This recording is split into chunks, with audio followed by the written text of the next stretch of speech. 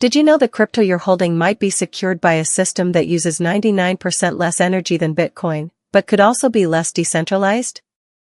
Today, I'll show you the truth behind proof of stake versus proof of work, and why it matters more than you think. Okay, let's get started.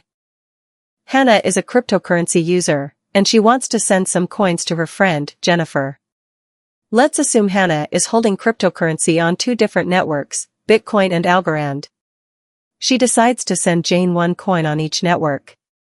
So what actually happens behind the scenes in this process? First of all, Hanna's transactions need to be verified before Jennifer can receive the coins. However, these two blockchains do not validate transactions in the same way. Each blockchain uses a different consensus mechanism, which is the method that the network uses to verify and approve new transactions. Bitcoin uses a mechanism called proof of work, PoW, while Algorand operates on proof of stake, PoS. Let's explore the differences, starting with proof of work. With proof of work, computers, also known as miners, compete with each other to solve an extremely complex mathematical puzzle. These are the same Bitcoin miners that you often hear about. When a computer solves the puzzle first, its block of data is considered valid and is added to the blockchain. The winner receives a reward in the network's coins, such as Bitcoin. This mechanism was created to ensure decentralization, but it also has many limitations. As the number of miners increases, the difficulty of the puzzle also rises.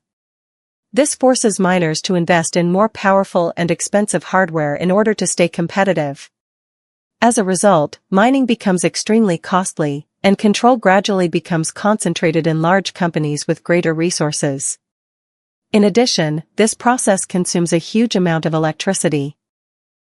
Compared to other consensus mechanisms, proof of work is much slower and less scalable. This is also the main reason why Ethereum has decided to move away from PoW and switch to another mechanism. And that brings us to proof of stake, PoS. In PoS, block validation does not depend on computing power, but on the amount of coins a user stakes. The more coins a person stakes, the higher their chances of being selected as a validator. Let's say Lisa is chosen to validate the block that contains Hanna's transactions. Since her staked coins are locked as collateral, Lisa must work very carefully. If she cheats or makes serious mistakes, her staked coins can be taken away. On the other hand, if she successfully validates the transactions, she will receive a reward. Proof of stake allows the network to operate more efficiently and scale more easily than PoW, while also using far less energy. However, it also has a drawback in terms of decentralization. People who own more coins usually have more power in the network, making it easier for them to gain even more control and profit. This can potentially allow a few whales to dominate the entire system.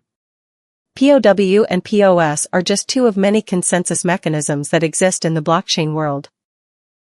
There are also other models such as proof of history used by Solana, delegated proof of stake used by BitShares, proof of authority used by VeChain, and many others. So, which mechanism do you like the most?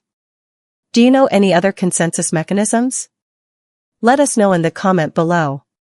If you find this video helpful, don't forget to hit like, share it with your friends, and subscribe to the channel so you don't miss any new videos. Thank you so much for watching.